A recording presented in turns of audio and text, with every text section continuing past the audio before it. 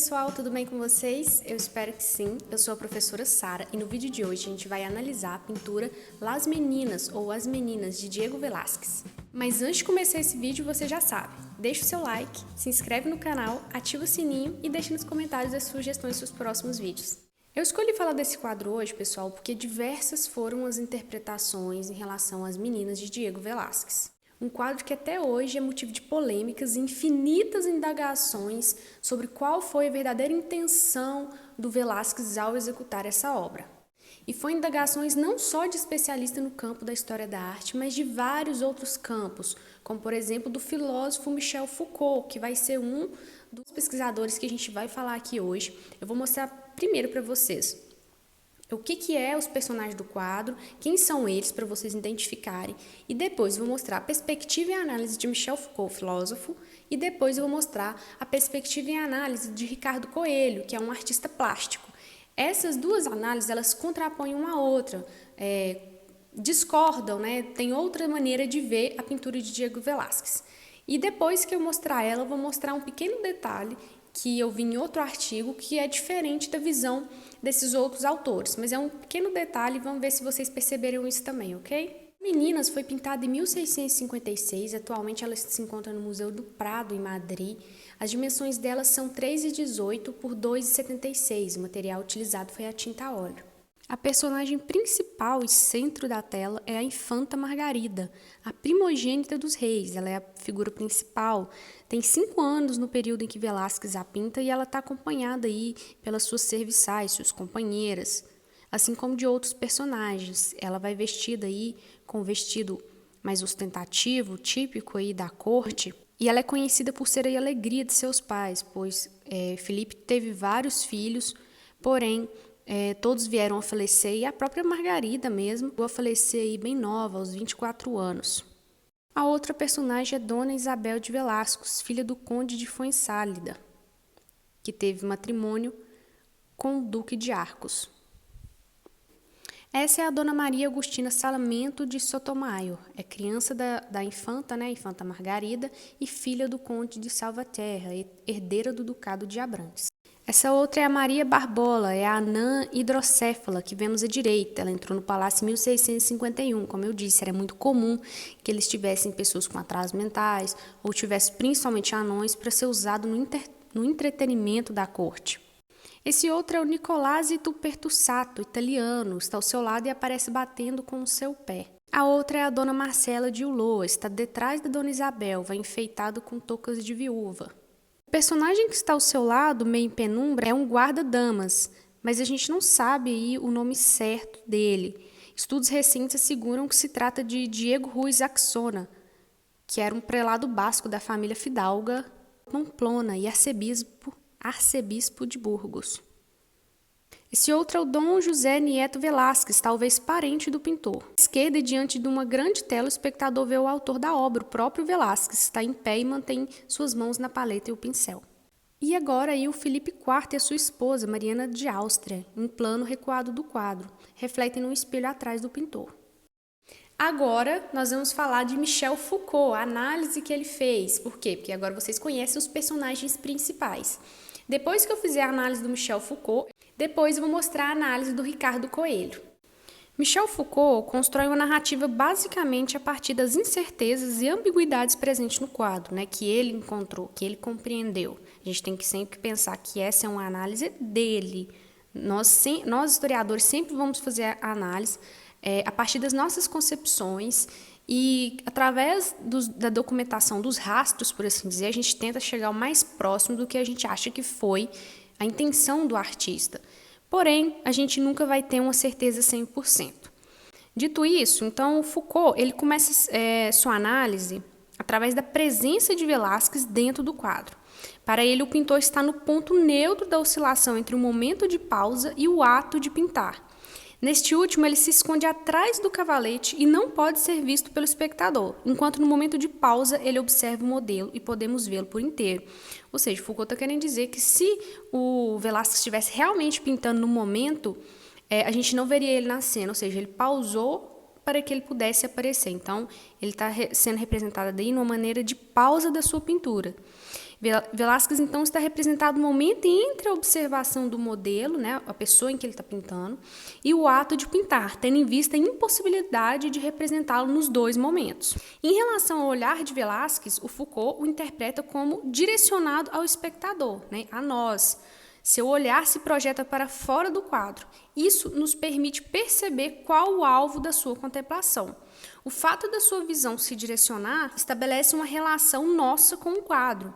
O espectador torna-se alvo do olhar de Velázquez na medida em que está no lugar de seu modelo, ao mesmo tempo que este olhar pode estar nos expulsando e dando atenção ao que estava lá desde o começo.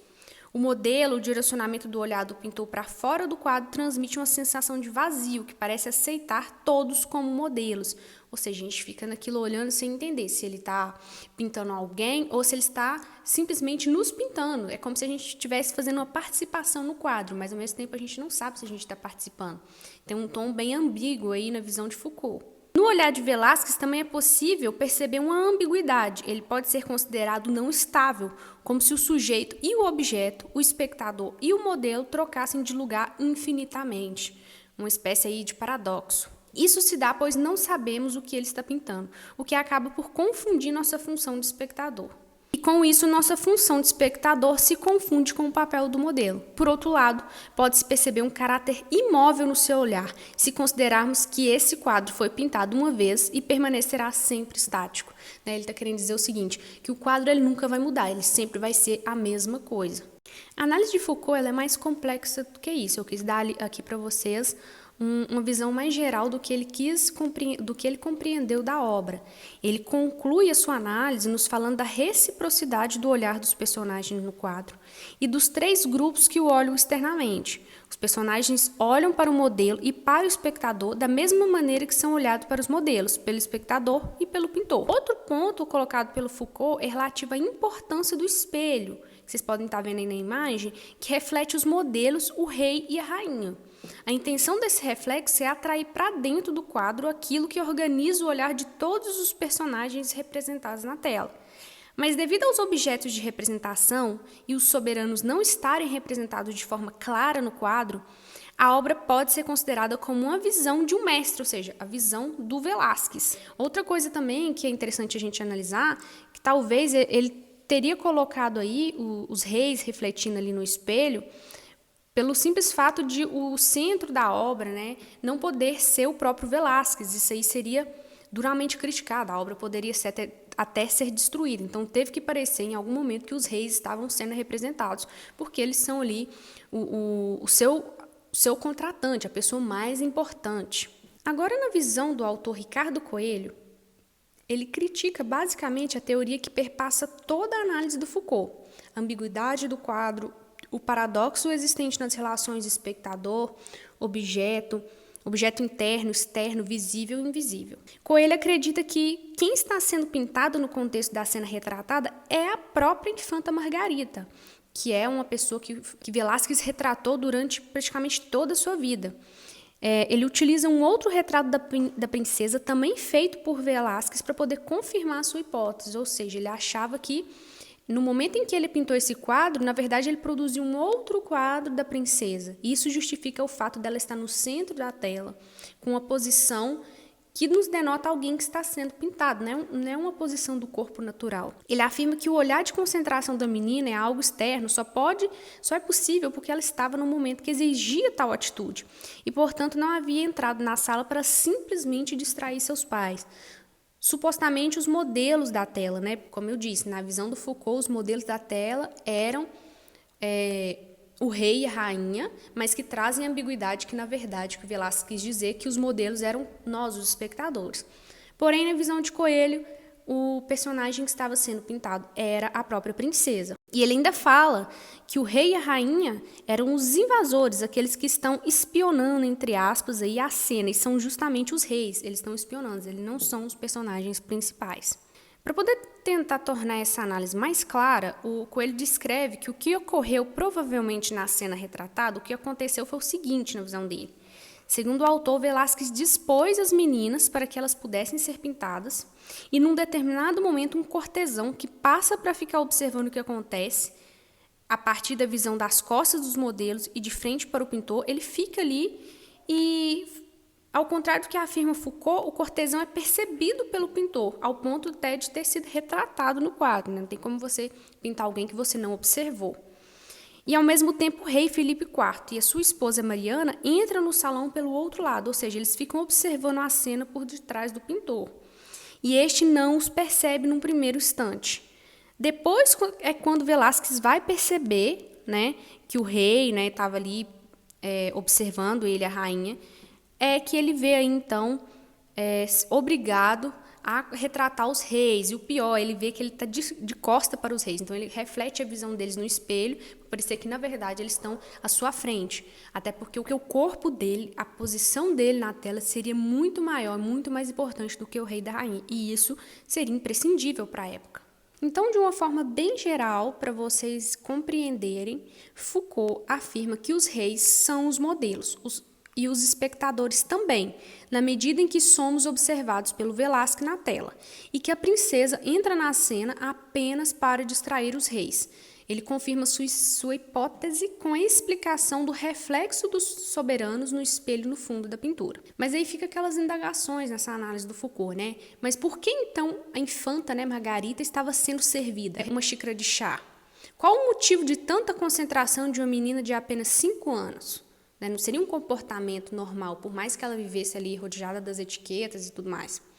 Para Ricardo Coelho, isso não era só uma postura de respeito perante os reis, que afinal eram seus pais.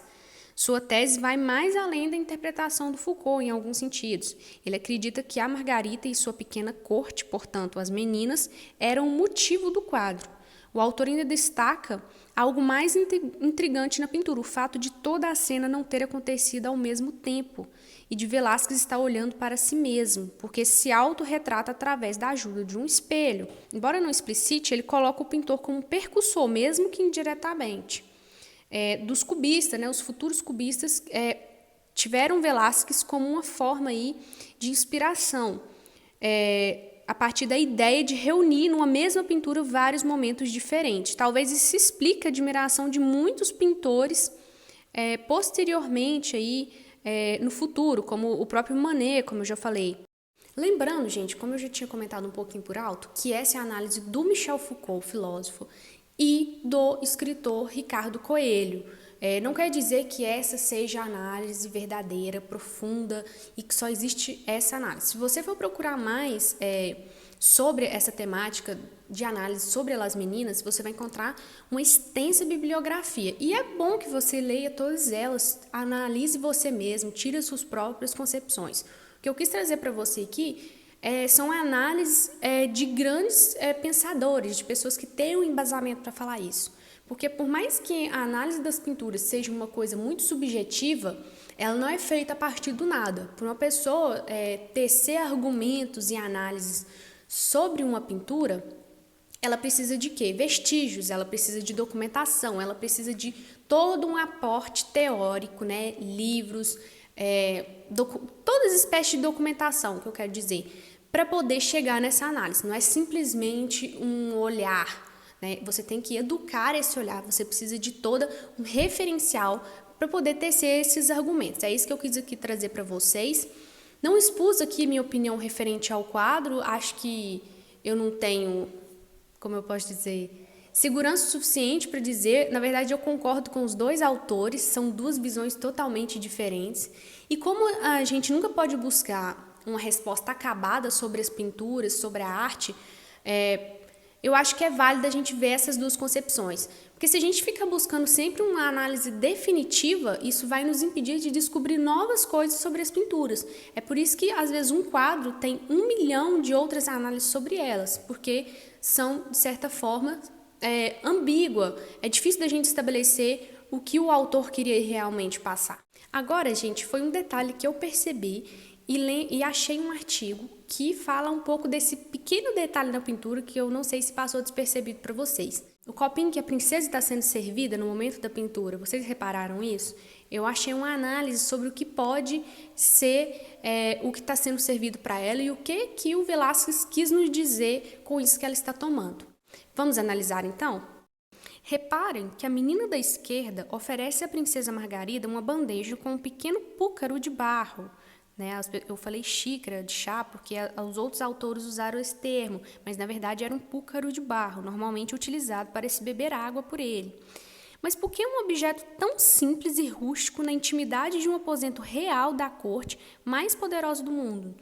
O ideal seria que ela estivesse tomando uma xícara de louça chinesa, alguma coisa do mais chique possível. Tem uma explicação terapêutica para isso. Ela sofreria de uma puberdade precoce, sinal de uma síndrome, que vai aparecer o nome para vocês aqui, caracterizado por fluxo menstrual anormalmente abundante, que é a menorragia, ou de uma duração demasiado longa, que é a hipermenorreia, acompanhada de disfunção endócrina com precocidade somática e sexual, que num quadro clínico completo pode complicar com o bócio ou tumor de tireoide, proeminente ocular e anomalias ósseas, e se explica por que ela morreu tão cedo. Essa análise foi feita posteriormente. E podem causar deterioração na qualidade de vida e a morte prematura, que veio a falecer ela então aos 22 anos, já casada aí com seu tio Leopoldo I, que era imperador do Sacro Império Romano Germânico. Assim, para limitar as anormais hemorragias, era muito comum naquela época, como ainda hoje é vulgar o uso popular das águas da fonte de Acero de Madrid. Essa água ela era utilizada para obstruir os vasos sanguíneos, mastigar argila ou beber determinadas águas que serviam para remédio, para uma possível cura. Então essa análise ela está discutindo o seguinte, que aquele copinho, como eu falei, ele na verdade estava levando uma água que era uma espécie de remédio aí, eles acreditavam que era um remédio, e que poderia curar aí a Margarida da sua possível doença. Então, Velázquez queria retratar a intimidade, mas ele também estava denunciando, de certa forma, ou nos contando algo que estava acontecendo dentro da corte. E essa é uma especulação mais recente, de algumas análises mais recentes, de que essa poderia ser uma forma de Velázquez dizendo, olha, ela está doente, ela está sob tratamento. E a gente sabe que todos os filhos do rei da Espanha vieram a falecer muito jovens. Ela foi uma das que chegou mais velha. Depois teve seu irmão, que foi o único de todos que sobreviveu até uma idade mais adulta. Porém, ele tinha várias deformações no seu corpo e alguns problemas sérios relacionados à sua mente. Isso se dá muito, as especulações dos estudiosos da área da saúde, pelo fato de a família Bourbon, casarem primos com primos, irmãos com irmãos, para poder manter o quê? A pureza do sangue e também a questão política, Às vezes você casa aí uma princesa muito importante para eles com, sei lá, o rei da França, e aí ele usa ela como refém, tenta destronar o rei da Espanha, isso era muito comum. Então, para manter essa segurança política e essa pureza do sangue, que eles acreditavam muito isso, eles casavam os parentes. E todos, praticamente, os herdeiros, tanto que eu falei que só sobrou o Carlos, sofreram com algum tipo de doença física e mental. Todos tinham a saúde extremamente debilitada. Então é isso, pessoal. Eu espero que vocês tenham gostado do vídeo. Eu vi que já tinha aqui no YouTube outros vídeos explicando, mas eu quis trazer uma análise diferente e mais aprofundada, com um referencial muito bom para vocês. Espero que vocês tenham gostado. Vou deixar aqui para vocês as referências embaixo, para quem quiser ler e se aprofundar. E deixe nos comentários as sugestões, o que você achou do vídeo. Deixa o seu like para eu saber que você está gostando desse tipo de conteúdo. Se inscreve no canal e ativa o sininho para você receber todas as notificações, ok? Beijo e até a próxima!